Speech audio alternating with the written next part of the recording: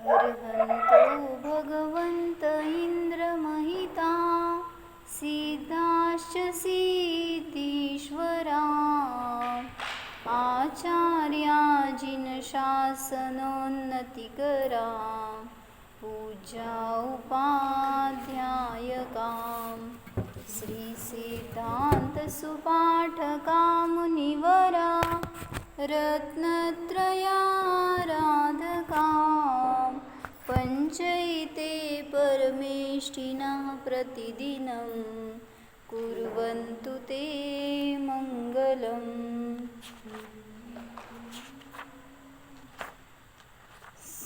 श्रीमन्नम्रसुरासुरेन्द्रमुकुट प्रद्योतरत्नप्रभा भास्वत्पादनखेन्दव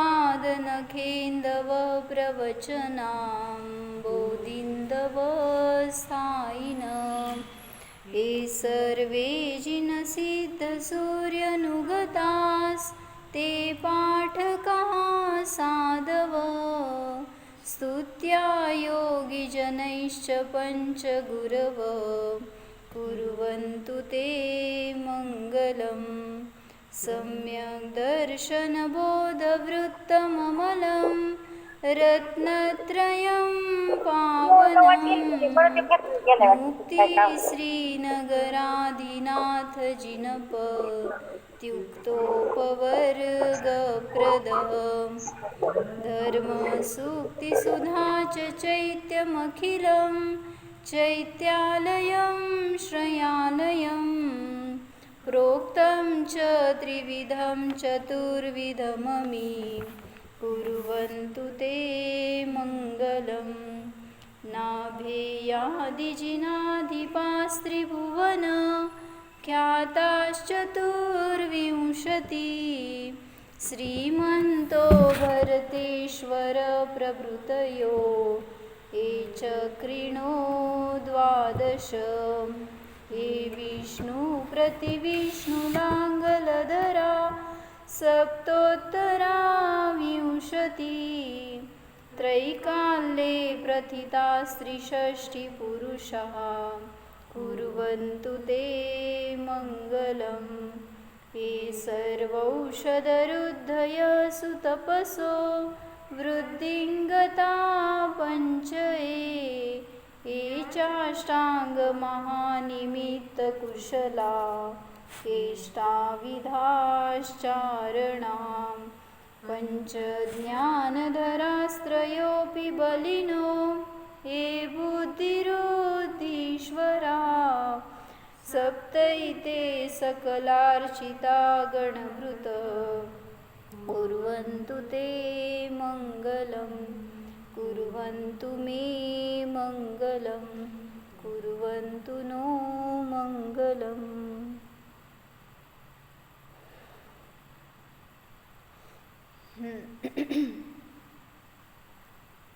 बुद्धिवृद्धीचं वर्णन बघत होतो आपण, तर त्याच्यामध्ये परवा एक दिवस आम्ही सकाळी घटवलं होतं. बुद्धी म्हणजे आता मुनींना जी काय आता विशेषता प्राप्त झाली आहे त्याला तुम्ही वृद्धी नाव दिलं आहे. मग आता सामान्य आता आपल्यासारखे मनुष्य आहेत, कोणी काय म्हणायचं तीव्र क्षयक्षमवाले आहेत, चक्रवर्ती नाही आपल्यापैकीच असे. तर जसं की क्लासमध्ये एखादा येणारा खूप जास्त पर्सेंटेजनी पास होणारा असा, त्याला पण बुद्धीची विशेषता आहे असं आपण म्हणतो. मग मुनींना तर आहेत त्याला वृद्धी म्हणलं, पण आपल्याला जी आहे त्या बुद्धीचा वापर आपण काय करतो? म्हणजे मुनी त्या वृद्धींचा वापर करत नाही आहेत, त्यांना त्याची आवश्यकता नाही आहे. आपल्याकडं जो काही क्षयक्षम आहे, भलेही अल्प आहे, मध्यम आहे किंवा उत्कृष्ट आहे, त्या क्षयक्षमाचा वापर आपण काय करतो? आता थोडक्यात काय म्हणा की आता विश्वात असणारे जे कोणी हुशार असतील ते काय करतायत? आपलं ज्ञान, आपली कला, आपली बुद्धी बाह्य द्रव्यामध्ये लावत आहेत. त्यांना आपण रिसर्चर्स म्हणतो, सायंटिस्ट म्हणतो. तर तिथं आम्ही परवा असं चर्चा केली होती की विज्ञान आणि ज्ञान ह्याच्यात काय फरक आहे? ऐकलं असेल तर माहिती असेल, पण जरा त्याच्यावर अजून चिंतन झालं तर म्हणून ते घ्यायचा विचार होता. तर म्हणजे सायन्स आणि डिवाइन नॉलेज म्हणा तर हां, तर त्याच्यामध्ये काय फरक आहे असं तिथं आम्ही अंतर बघत होतो. तर सर्वज्ञ नाही, ज्ञान म्हणजे धर्म म्हणायचं आहे आपल्याला. विज्ञान म्हणजे सायन्स आणि धर्मामध्ये काय फरक आहे, धर्म म्हणा किंवा ज्ञान म्हणा, नुसतं ज्ञानाची अपेक्षा त्यांना धर्म सांगायचं त्याच्यातून. तर विज्ञान असतं तिथं प्रयोगाची अपेक्षा असते, विज्ञानाला प्रयोगाची अपेक्षा असते, ज्ञानाला योगाची किंवा साधनेची अपेक्षा असते असं सांगितलं. म्हणजे काय, योग म्हणा किंवा ध्यान म्हणा, साधना म्हणा. तर ज्ञानाला योगाची अपेक्षा आहे, विज्ञानाला प्रयोगाची अपेक्षा आहे.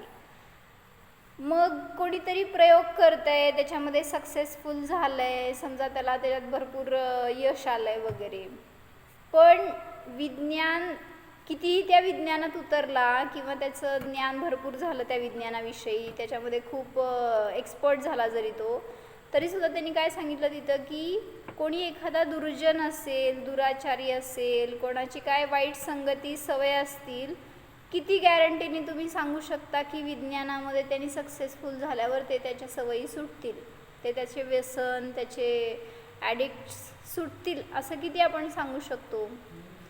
तर नेसेसरी नाही आहे की तो सदाचारी होईल, सज्जन होईल. पण सांगितलं ज्ञानामध्ये जर कोणी प्रगती करेल किंवा योग साधनेने जो ज्ञानात आला, तर तो नियमाने जर दुर्जन असेल तर 100% सज्जन होणारच. म्हणून म्हटलं काय, ज्ञानाची ती कला आहे, जो कोणी त्या ज्ञानाला आश्रय करेल, ज्ञानाच्या आश्रयाला जाईल, नियमाने त्याचा उद्धार होणार. कारण हां, व्यसनं कशी सुटत जातात मग? अंजन चोर आहे, ज्ञानाच्या आश्रयाला आला की 7 व्यसनं सुटली. म्हणजे धर्माचा आश्रयच असा आहे की तो तुम्हाला दुष्प्रवृत्ती करू देत नाही, म्हणजे तुमचे परिणामच तसे होत नाहीत. ज्ञानामध्ये ते निर्णय होतो ना की त्याला हे आपण करणं योग्य आहे की नाही वगैरे. मग त्यामुळं तिथं म्हटलं की ज्ञान आहे ते योग साधनेच्या निमित्तामध्ये दुर्जनाचा सज्जन बनू शकतो, पण विज्ञानामध्ये अशी काय गॅरंटी नाही. पुढं सांगितलं की विज्ञानाची सुरुवात डाऊटने होते, शंकेने होते, आणि ज्ञानाची सुरुवात श्रद्धेने होते. फेथ म्हणजे काय म्हणलं, धर्मात तुम्ही प्रवेश केला आहे आणि जर डाऊट्स करत बसला की कोणास ठाऊक सर्वज्ञ आहेत की नाही, कोणाला माहिती आहे सगळं सांगितलेलं खरं आहे की नाही, कोण बघितलं आहे, म्हणजे जर इथं डाऊट केला तर पुढं सरकू शकत नाही. आणि त्याच्या विरुद्ध सांगितलं, विज्ञानामध्ये श्रद्धेने प्रवेश करता येत नाही आणि ज्ञानामध्ये शंकेने प्रवेश करता येत नाही, धर्मामध्ये म्हणा ज्ञानामध्ये. म्हणून चांगले वाक्य घेतले, विज्ञानाची सुरुवात शंकेने म्हणजे डाऊट्सने होते, ज्ञानाची सुरुवात फेथ म्हणा किंवा श्रद्धा त्याने होते. जितके डाऊट जास्त असतील तितका तो सायंटिस्ट अधिक रिसर्च करतो, अधिक सक्सेसफुल होतो. आणि तेच धर्मात जितकी जास्त श्रद्धा असेल तितका तो धर्मी दृढ होतो, सफल होतो, त्याची प्रगती होते. काय म्हणले वाक्य सांगा?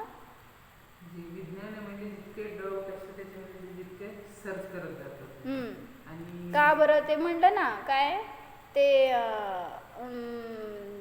तो कोण होता अल्गोरिदम, त्याला ते सम सॉल्व झालं ना, आंघोळ करताना सॉल्व झालं काहीतरी एक समचं, त्याला काय प्रॉब्लेम सॉल्व करत होता ना ते, आणि मग त्याला तिथं तो दिवस रात्र त्याच्या मागं लागला होता की ते त्याला सिद्धांत तो सुटत नव्हता. काय म्हणायचं, ते जो रूल होता ते त्याला का बरं की क्लिअर होत नव्हतं, आणि सारखं त्याच चिंतनामध्ये, आणि आंघोळ करत असताना त्याला लक्षात आलं की त्याचं उत्तर असं आहे.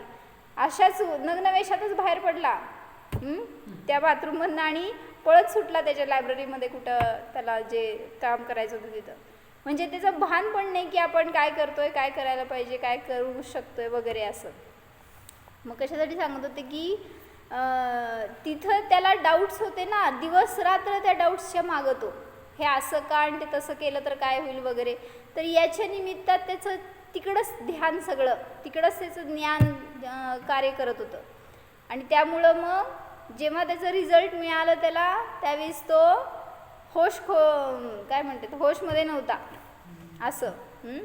मग म्हणून म्हटलं, जेवढे त्याचे डाऊट्स जास्त असतात सायंटिस्टचे, तर तो तितकं जास्त रिसर्च करू शकतो, तितकं त्याला नवीन नवीन इन्व्हेन्शन्स होऊ शकतात.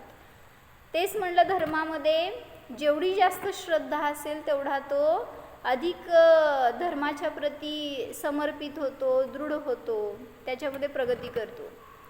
म्हणून म्हणले आहे की श्रद्धेने कोणी सायंटिस्ट बनत नाही.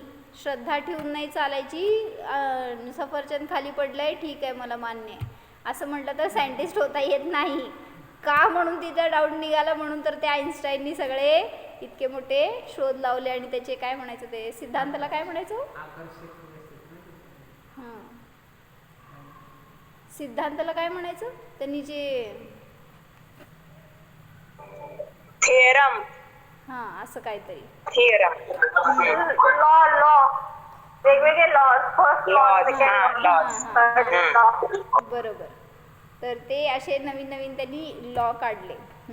म्हणजे त्याला तिथं डाऊट्स येत गेले ना, की सफरचंद खालीच का पडलं. मग त्याच्यामधून ते ग्रॅव्हिटीचं वगैरे शोध लागला आणि त्याच्यातून त्याचे अनेक सिद्धांत त्यांनी सिद्ध केले. म्हणून श्रद्धेने कोणी सायंटिस्ट बनू शकत नाही आणि शंकेने कोणी ज्ञानी बनू शकत नाही किंवा धार्मिक बनू शकत नाही, हे सांगायचं त्याच्यामध्ये. म्हणजे तुम्हाला जर धर्मात प्रवेश करायचा आहे तर धर्माचं फाउंडेशन निशंकताच आहे. काय वाक्य म्हणणे मी लिहा, धर्माचं फाउंडेशन निशंकताच आहे. म्हणजे धर्म सुरुवात करायची तर निशंक असाल तरच प्रवृत्ती करू शकाल. शंका आली तर पाय उचलून मंदिरात पण ठेवणार नाही आपण, कारण कोणाला माहिती इथं आल्यावर काय कल्याण होणार आहे की नाही अशा विचारांनी. म्हणजे मी एकांना सांगितलं असं की जॉब करण्यामध्ये आनंद आहे. एक मुलगी आहे आणि तिला करिअर करायचं आहे.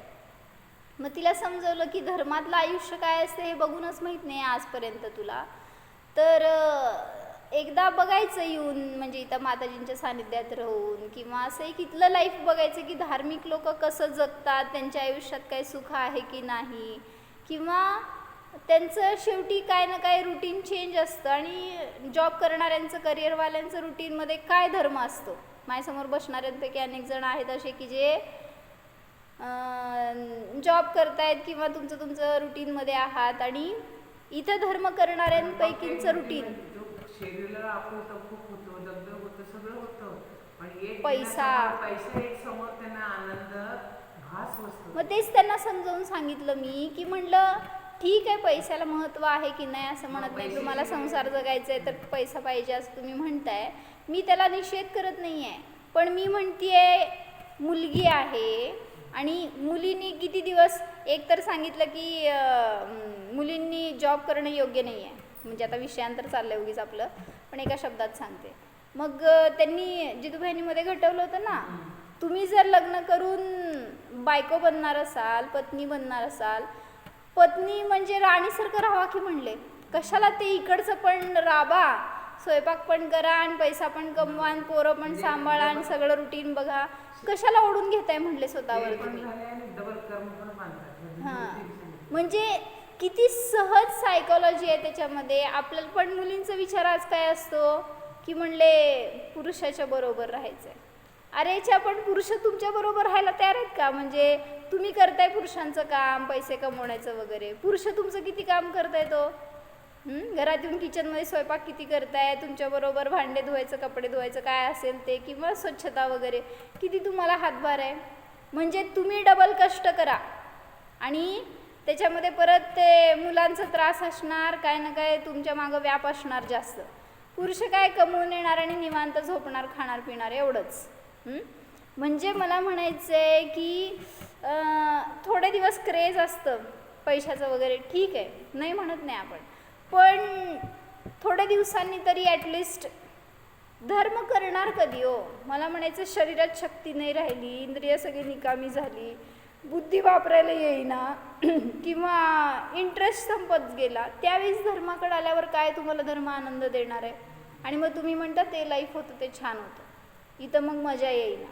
म्हणजे तुम्हाला जेव्हा उत्साह असतो, जेव्हा एक करायची काहीतरी एक इन्स्पिरेशन असते, कोणाकडनं तर मिळते, स्वतःकडून मिळते, तर त्यावेळेस आपण दिशा देत नाही आहे जीवनाला, त्यावेळेस इतर सगळं कार्य करतोय. आणि मग जेव्हा आपलं सगळं काय म्हणायचं डिस्चार्ज व्हायला लागल्यावर शक्ती संपायला लागली आणि आयुष्य पुढं गेलं, अशा वेळेस धर्माकडे आल्यावर तुम्हाला धर्म किती आनंद देणार? तिकडं वातावरणामध्ये गेले की तसा प्रकार वागवला, इकडं वातावरण गेलं की ते सुखाचं वातावरण. मग ते म्हणून मग त्यांना पण तेच सांगितले मी, तुम्ही त्या लोकांमध्ये राहताय म्हणून तुम्हाला त्याचं अट्रॅक्शन आहे, त्याच्यामध्ये इंटरेस्ट आहे. म्हटलं या लोकांमध्ये येऊन, या परिसरात येऊन असं बघा ना जरा की धर्म काय करतात लोक. या म्हणजे असं कुठं धार्मिक आहेत अशा ठिकाणी म्हणायचं आहे मला, इथं म्हणजे इथंच नाही म्हणायचं आहे. तर ज्यांनी धर्मासाठी जीवन दिलेलं आहे अशा लोकांच्या सानिध्यात जाऊन थोडंसं आपल्यावर तसं त्याचं काहीतरी इम्पॅक्ट होईल का नाही? आपण तशा सानिध्यातच जात नाही आणि राहतो कोणाच्या सानिध्यात, जे कोणी असं दिवस रात्र त्या एंगेज आहेत किंवा काय म्हणायचं सगळे आपल्या संसारासाठीच ज्यांनी आपलं आयुष्य घालवलं, अशांच्या सानिध्यात, मोहीच्या रागीच्या सानिध्यात राहतोय. किती आपल्याला धर्माचे संस्कार होणार आपल्यावर? म्हणजे तुम्हाला सांगायचं प्रयोजन की मी माझ्यावरून सांगते, मी जेव्हा घरात होते किंवा मी पण जॉब केला त्यावेळेस तिथलं वातावरण कसं होतं, मला पण अशी भावना होती की आपण धर्म करावा, इतकं सगळं आपण शिकावं, काहीतरी ज्ञान कमवावं, असं काही नव्हतं. हां, एक अट्रॅक्शन म्हणून आम्ही अम्मांकडे यायचो, 8 दिवस राहायचो आणि परत जायचो घरी. घरी जाताना वेगळा इंटरेस्ट असायचा घरी जायचं म्हणजे मोहींच्या लोकांमध्ये जायचं आहे असं.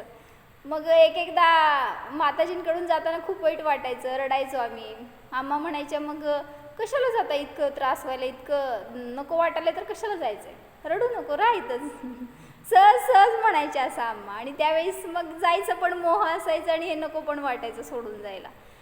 आणि मग ते राहत गेल्यावर मला म्हणायचं हे सानिध्य जसं आपण थोडं थोडं मिळवत जातो ना, तसं संस्कार घडत जातात हो, आपल्या नकळत घडतात म्हटलं तरी चालतंय, इंटेन्शनली सुद्धा घडतात, नकळत सुद्धा अनेक प्रकारांनी आपण कुठंतरी अनुमोदना केलेली असते, हे किती छान करतायत, किंवा ह्यांना किती छान निवांत राहता येते, किती चांगलं सुख आहे यांच्या आयुष्यामध्ये. काय ना काय तुम्ही केलेल्या एखाद्या परिणामाचे संस्कार पडतात ना, नक्की उदयाला येणार असते. अनुमोदना होतीये त्याच्या निमित्तात, संयमीला काय ना काय वयावृत्त होते आणि फरक पडतो. भलेही समजा रविवार आहे, तुम्ही काहीही काम करणार नाही आहे, समजा आज तुम्हाला काय नाही, रिकाम आहे, फक्त तुम्ही स्वयंपाक करणे खाणे एवढंच काम आहे समजा तुमच्याकडे, जे कोणी जॉब करणारे एंगेज आहेत त्यांच्यासाठी म्हणते मी. तर त्या दिवशी तुम्ही एक दिवसभर खाणं पिणं सोडा आणि बाकीचं तुमचं रुटीन सोडा, तेवढं सोडून इतर पूर्ण वेळ तुम्ही घरात बसलात एक रविवार, आणि एक रविवार पूर्ण वेळ त्यागीच्या सानिध्यात बसला, काय फरक पडणार आहे सांगा? काय फरक पडणार की नाही पडणार? म्हणजे तुम्ही स्वतः अनुभवून बघा ना, तुम्हाला जिथं असेल ना सानिध्य, काय मंदिर असेल जवळ, कोणी गुरु असतील, कोणी ज्ञानी असतील, त्यांच्या सहवासात एक संडे, एक तुमचं फ्री डे घालून बघा,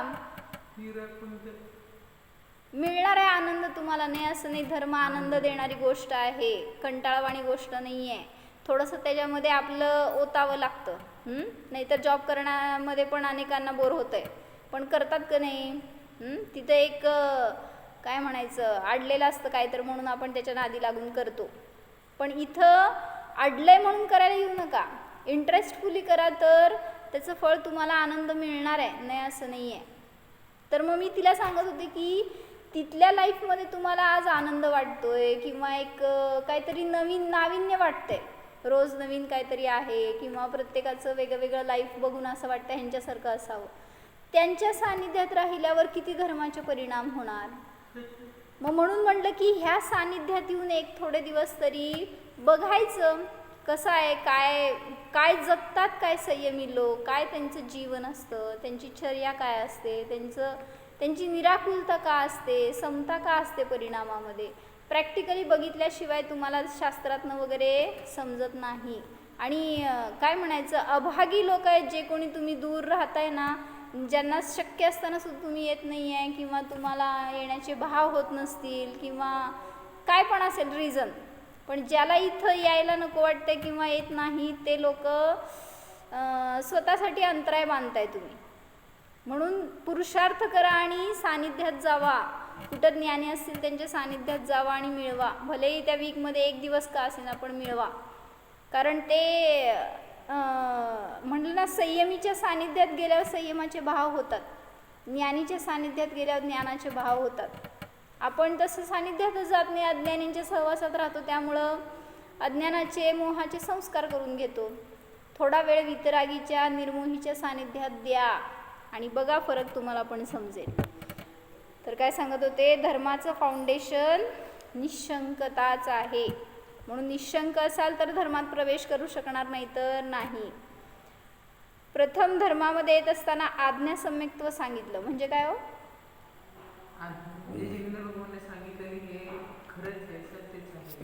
ज्याची निशंक श्रद्धा असेल ना, त्यालाच आज्ञासम्यक्त्व होतं असं सांगितलं. सर्व ज्ञानवर ज्याची अगाढ भक्ती आहे, श्रद्धा आहे ना, तर तोच जीव सांगितलं धर्मामध्ये धर्माचं ज्ञान प्राप्त करू शकतो, किंवा त्याला काहीतरी समजेल धर्मामध्ये.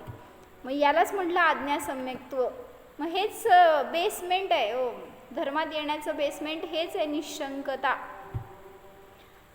पुढं सांगितलं की विज्ञान तर परावलंबी असतं, साधनांवर प्रयोग करतं, पण ज्ञान असतं ते स्वावलंबी असून स्वतःचा निर्णय करून पराचा सुद्धा निर्णय करतं. काय म्हणले मी?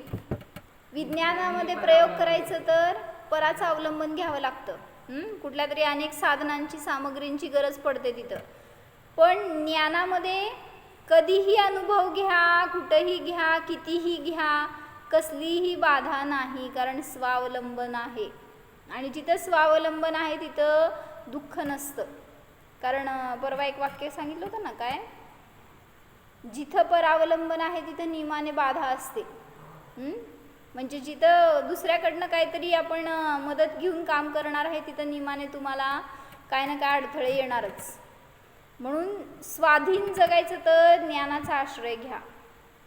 पुढं सांगितलं की विज्ञानामध्ये शारीरिक आणि बौद्धिक श्रम असतात. ते सम सॉल्व करा, किंवा ते काहीतरी इक्वेशन जॉईन करा, सगळे काय आहेत, बौद्धिक श्रम आहेत म्हणलं. किंवा शारीरिक श्रम पण आहेत, काहीतरी प्रयोग करा वगैरे. पण ज्ञानामध्ये किंवा धर्मामध्ये सांगितलं की ज्ञानाचं बल असतं, की जे ज्ञानाने ज्ञानाला फक्त विषय केला तर ते बल, ते तेज वाढत जातं. त्यामुळं तिथं बहिरंगामध्ये कसलाही क्षीण येत नाही, थकवा येत नाही, कारण ज्ञान बलवान बनतं जेव्हा ज्ञानाने ज्ञानाला विषय करतो त्यावेळेस. पुढं सांगितलं की विज्ञान कधी पास होते, कधी फेल होते. का? कारण इंद्रिय ज्ञान आहे. शेवटी कितीही प्रगती केलं तरी इंद्रिय ज्ञानाच्या वर जाऊ शकत नाही. म्हणून कधी विज्ञान पास होत आहे, कधी फेल होत आहे, पण ज्ञान सदैव वर वर चढणारच, प्रोग्रेसिव्हच असतं त्याचं ॲक्शन सगळी. त्यामुळं ज्ञानामध्ये सदैव पॉझिटिव्ह रिझल्ट्सच असतात, निगेटिव्ह रिझल्ट्स नसतात. म्हणून ज्ञानाचा आश्रय घ्या. म्हणून हे सगळं मला सांगायचं कशासाठी होतं, बुद्धिवृद्धी ह्याच्यावरून चाललं होतं ना. मुनींना तर बुद्धिवृद्धी आहे, त्यांना कुठल्या इतर गोष्टीची आवश्यकता नाही किंवा विचारच पण करत नाहीत.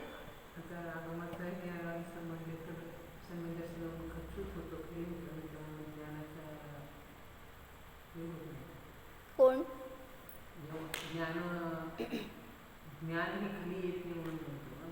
ज्ञान म्हणजे धर्म म्हणायचं आहे हो. इथं धर्माची परिभाषा करायची आहे त्यांना. म्हणूनच म्हणलं ना, निशंकता ज्याच्या ज्ञानामध्ये तोच प्रवेश करतो, म्हणजे धर्मात प्रवेश करतो. विज्ञान म्हणत असताना एक अधर्म म्हणा किंवा सायन्स म्हणा, एवढ्या अपेक्षेने त्यांनी डिफरन्स केला आहे. आणि ज्ञानामध्ये प्रवेश म्हणजेच धर्मामध्ये प्रवेश करताना, म्हणून तिथं निशंकता त्यांनी सुरुवात केली आहे त्याच्याद्वारे. मग सांगत होते की रुद्धींचा वापर मुनिराज करत नाही आहेत. भलेही त्यांना त्या ज्ञानामध्ये भरपूर शक्ती आहे, त्यांच्या प्रत्येक एकेका काय शरीराच्या अवयवांमध्ये आहे किंवा इंद्रियांमध्ये आहे, सगळ्यामध्ये शक्ती आहे प्राप्त झालेली, पण ते त्याचा वापर करत नाहीत. आपला ज्ञानाचा वापर आपण करतोय तो बहिरंगामध्ये करतोय, म्हणून सांगतायत की त्याला जोडा. कुठं जोडा? ज्ञानाशी जोडा, तर तुम्ही पण धर्माला लागणार किंवा धर्म काय आहे हे आपल्याला समजणार, आपल्यामध्ये उतरणार. नाहीतर मग इंद्रिय तर पर आहेत, स्वतः जड आहेत आणि ते तुम्हाला ज्ञानापर्यंत कधी नेणार? म्हणून इंद्रियांचं अवलंबन नकोय. जिथं जिथं इंद्रियांचं अवलंबन नाही असं ते ज्ञान अतिंद्रिय असणार आणि ते आपल्याला सुखापर्यंत, स्वतःपर्यंत नेणारं असतं. ठीक आहे. दूरश्रवण वृद्धी बघत होतो आपण. काय सांगितलं होतं? दूरश्रवण वृद्धी म्हणजे जो चक्रवर्ती आहे त्याला म्हणलं 12 योजनपर्यंतचा दूरचा शब्द स्पष्ट ऐकू येऊ शकतो, त्याच्याकडे अशी ती ज्ञानाची विशेषता आहे. पण मुनिराजांना सांगितलं की याच कर्णेंद्रियाच्या द्वारे संख्यात योजन दूर असणाऱ्या शब्दाला सुद्धा ते स्पष्ट प्रत्यक्ष रूपाने ग्रहण करू शकतात. तर आपल्या कानाने आपण शब्द ऐकतो तर त्या शब्दाची पण आसक्ती असते आपल्याला. मुनींना सहजासहजी ऐकू यायला तरी सुद्धा त्यांचा तिकडं उपयोग नसतो, ऐकण्याची इच्छा नसते, त्याच्यामध्ये आसक्ती ममत्व नसतं. पण आपल्याला थोडे काही येईनात शब्द, जास्त काही येईनात, चांगले काही येईनात, वाईट काही येईनात, तरी सुद्धा त्याच्याविषयी आकर्षण असतं. काय ऐकायची किंवा एक त्याच्यात आसक्ती असते. कोणीतरी चांगलं बोललं की लगेच प्रफुल्लित, ते शब्द आपल्याला आवडतात. कोणीतरी वाईट बोललं तर तेच शब्द बोचू लागतात. तर सांगितलं की एक राजा होता आणि त्याचं सगळं सैन्य कुठंतरी युद्धाला म्हणून गेलं होतं आणि ते रिटर्न येत होतं. आणि येत असताना त्यांना एक टेकडी लागली आणि त्या टेकडीवरनं अरुंद रस्ता होता, त्यावरून येत असताना त्यातून एक हत्तीचा पाय घसरला आणि तो टेकडीवरनं दरीत कोसळला. आणि तो कोसळत असताना इतका जोरात तो ओरडला. त्यांचं काय म्हणायचं? हत्तीच्या ओरडण्याला काय म्हणायचं?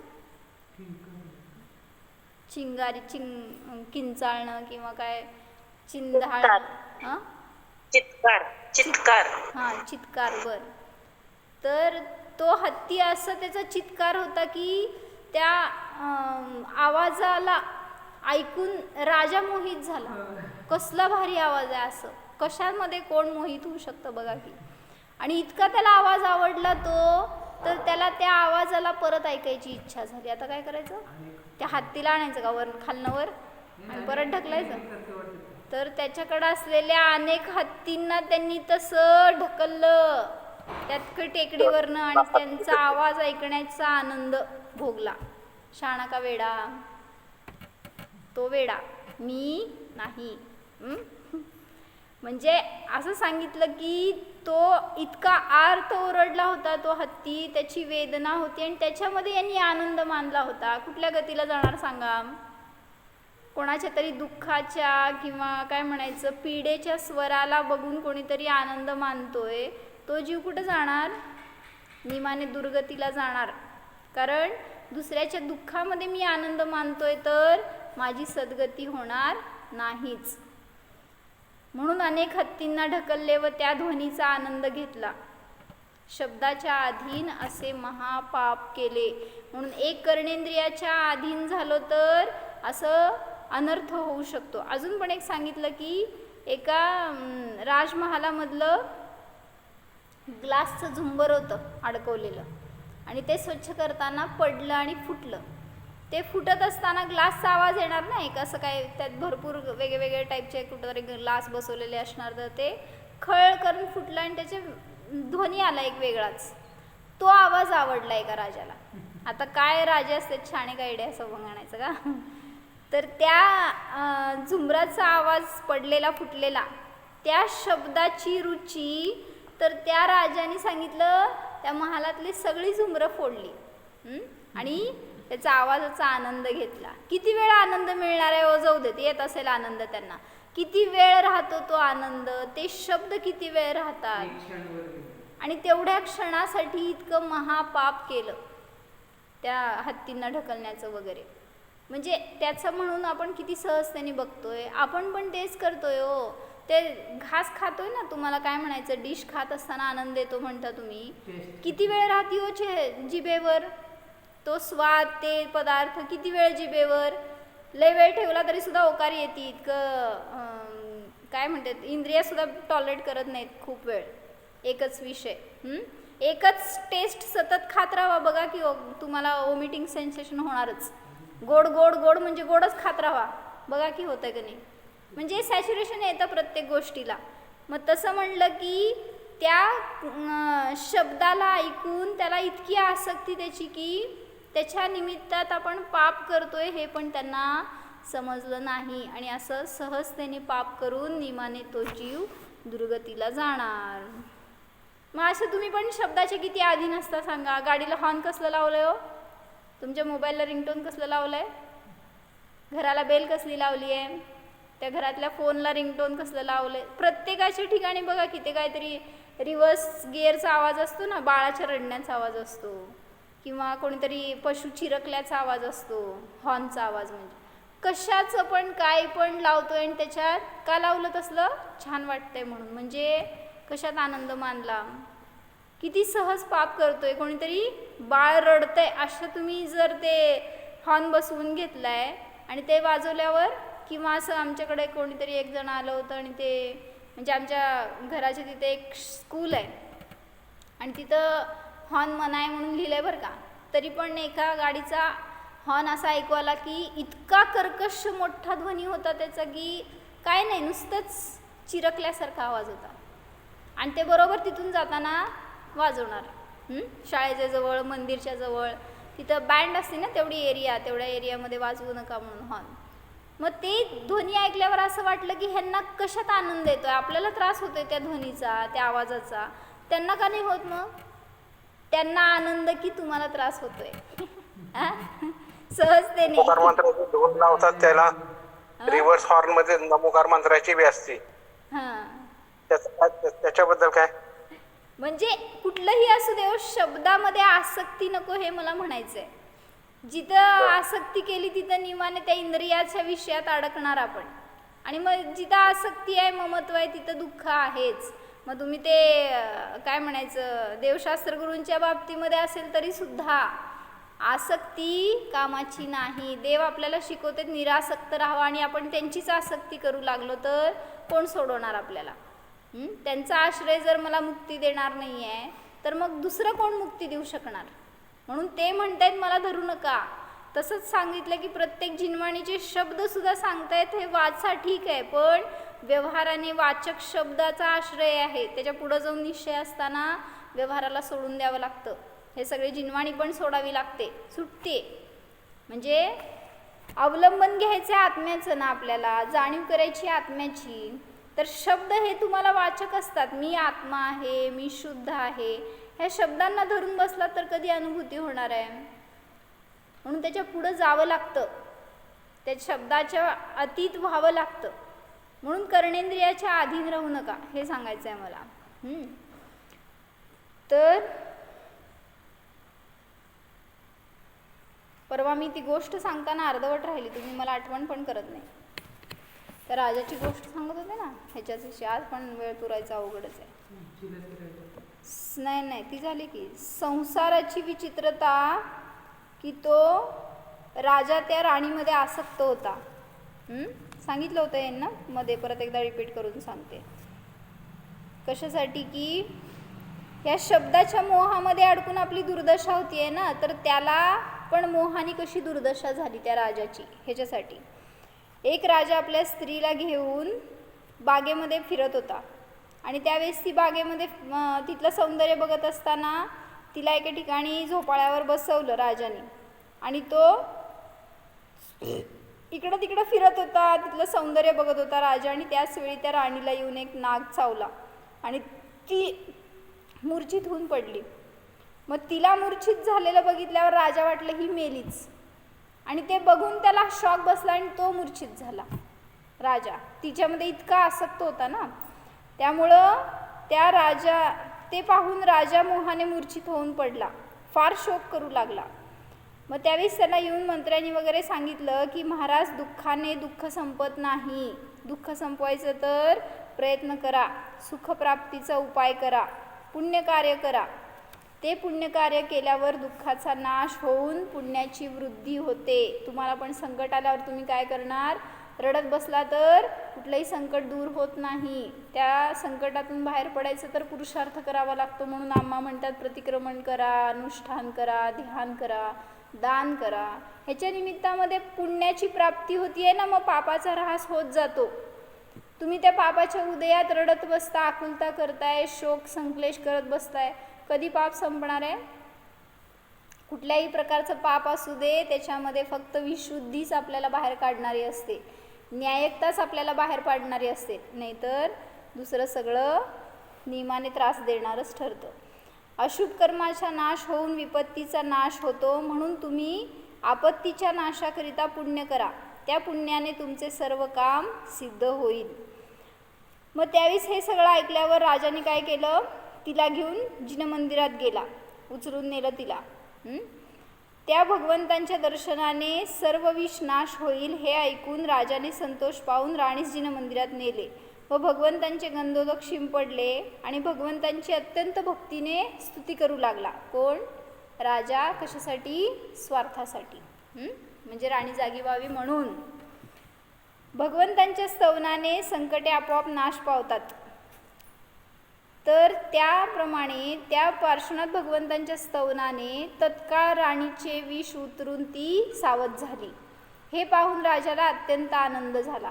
पण जेव्हा ती अजून मूर्छित होती त्यावेळेस राजाने भगवंतांसमोर म्हटलं होतं, जर हिची मूर्छा दूर झाली, ही जिवंत झाली परत नीट, तर मी तुला 108 रत्न सुवर्णमय कमळ चढवीन, सुवर्णरत्नमय कमळे आणून तुला चढवीन, असं देवासमोर बोलला होता. त्यामुळे ती उठून बसली की त्याला ते प्रण पूर्ण करायसाठी जायचं होतं. मग तो काय म्हणाला? राणी त्या मंदिरात बस म्हणला राणीला, आणि ती सुवर्णकमळ आणायला गेला. मग त्याच वेळी फिरत फिरत कुठला तरी एक दुसरा राजा, की जो रूपवान होता, खूप सुंदर होता, खूप बलवान होता, त्याची कीर्ती प्रसिद्धी खूप होती, आणि तो दर्शनासाठी मंदिरात आला. त्या राजाला पाहून राणी कामांध झाली. कसली विचित्रता बघा, की इकडं हा राजा त्या राणीसाठी, तर ही राणी दुसऱ्या राजासाठी. राजा येण्याच्या अगोदर मी तुमच्याबरोबर पळून जाऊ इच्छिते, येथून लवकर निघून जाऊ. हे ऐकून तो राजा बिथरला. म्हणला हे काय नवीन? तो तिथे दर्शनाला आला होता, त्याला तर ध्यानीनं मनी, आणि त्याला कळलं की ही स्त्री म्हणजे माझ्या मित्राची बायको आहे. आता काय करायचं? ही माझ्या मित्राची स्त्री आहे आणि मला परस्त्री त्याग आहे, व्रत आहे, ही माझ्या बहिणी समान आहे, असा मनामध्ये विचार करून तो काहीच न बोलता भगवंतांची स्तुती करू लागला. परस्त्री भोगल्याने महादुर्गतीचा बंध होऊन महादुःख भोगावे लागते, हे त्याला सारखं डोक्यामध्ये येऊ लागलं. नाही, परस्त्री सेवन करणाऱ्याला राजे शिक्षा देतात, त्यांची जगात निंदा होते, तो सदा अपमानी होतो, सदा क्रोधाने दुसऱ्याबरोबर भांडण तंटा करतो. शेवटी लोक त्यांना वैरी समजून त्याचा प्राणही घेतात आणि मरून परंपरेने महादुःख भोगणारा होतो. म्हणून त्या विद्वान राजाने, मित्रराजाने परस्त्रीविषयी विरक्त भावना ठेवून त्या राणीला आपल्या बहिणीप्रमाणे मानले. इतक्यात राजा सुवर्णकमळे घेऊन गावातून परत आला. आता काय झालं? येताच आपल्या मित्राला पाहून त्याला खूप आनंद झाला. दोघे एकमेकांना भेटले, कुशल समाचार विचारला. चला आता आपण सर्व मिळून भगवंतांची पूजा करू, असा विचार करून पूजा करू लागले. पूजा संपल्यावर राजाने अत्यंत भक्तीने ती 108 सुवर्णकमळांची प्रभूंवर पुष्पवृष्टी केली व शेवटी बसून साष्टांग नमस्कार करत होता तो राजा. आणि त्याच वेळी राणीने राजाच्या मानेवर शस्त्र मारण्याचा प्रयत्न केला. त्याला माहीत पण नाही, तो असा साष्टांग दंडवत घालतोय आणि तिने वरून शस्त्र उगारलं. त्याच वेळी त्या मित्रराजाने हात धरला तिचा, आणि तेव्हा राजाच्या मानेला न लागता फक्त त्या शस्त्राचा कट म्हणून आवाज आला. तो आवाज त्या राजाने ग्रहण केला. काय झालं म्हणून विचारल्यावर तिने काही बोललं नाही आणि त्यांनी पण काही उत्तर दिलं नाही. राजा हे काय म्हणून चकित झाला आणि मित्राला हे काय प्रकरण आहे म्हणून विचारू लागला. त्यावेळी काहीच न सांगता कर्माची विचित्र लीला आहे असे मित्र म्हणाला आणि गप्प बसला. पण राजाच्या डोक्यामध्ये पालचूक चुकली आता. काय हे नक्की? आणि मग तो त्या मित्राला एकांतामध्ये घेऊन जातो आणि त्याला विचारतो, खरं सांग काय मॅटर आहे म्हणून. पुन्हा त्याला एकांती भेटून सर्व प्रकरण विचारले. फक्त कर्मांचा उदय कसा असतो हे राजाने सांगितले. राणी करता किती शोक केला व ती महादुष्ट राणी पतीचा जीव घेण्यास तयार झाली. तिचा जीव वाचावा म्हणून तिच्यासाठी इतकं प्रयत्न केला तर तीच राणी उठून याचा जीव घेण्यासाठी कमी केलं नाही तिने. अशा स्त्रियांच्या संगतीत राहण्यापेक्षा जंगलात राहणे उत्तम. हे राणीचे सर्व प्रकरण पाहून तत्काळ राजा विरक्त झाला आणि आपल्या मुलाला राज्यपद देऊन आपण व मित्र दोघे मुनिदीक्षा घेते झाले. पहा संसाराचे नाटक असे आहे. एखादी पुण्यवंतास उत्तम स्त्री गुणवान रूपवान शीलवान मिळते व तिची रीत घराला कुलाला भूषित करणारी असते. अशी स्त्री पतीबरोबर कशी वागते ते पुढं सगळं सांगितलेलं आहे. म्हणजे मला काय सांगायचं होतं त्याच्यातून की कुठल्याही इंद्रियाची आसक्ती ही नियमाने घातक असते. मग ती इंद्रियाची असू दे, परद्रव्याची असू दे, शब्दाची असू देत, नियमाने आपल्याला भविष्यामध्ये दुःख देणारीच ठरते. म्हणून विरक्त चित्त राहावा. सगळ्या इंद्रियांचा भोग घेतोय आपण नाही असं नाही आहे, त्याला सोडून राहत नाही आहे, पण तरीसुद्धा त्याच्यामध्ये असतानाही हे करणं माझं योग्य नाही आहे एवढं श्रद्धान सतत ठेवा आणि ह्याच्यापासून मी दूर व्हायला पाहिजे, हे सगळं मला भोगायला नकोय असे भाव असले तर आपली सुरक्षा आहे. अन्यथा आपण पण दुर्गतीलाच जाणार. हो जाणार.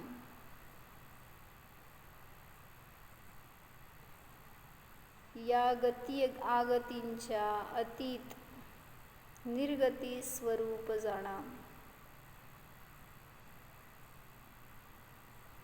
या आत्मद्रव्याला परद्रव्याची आवश्यकता नाहीच. निरासक्त जीव जाणा. निर्मम स्वरूप जाणा.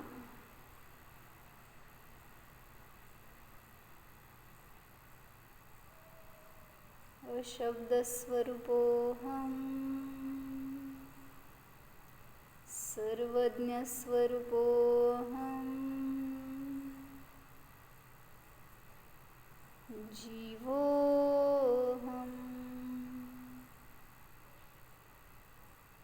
ओम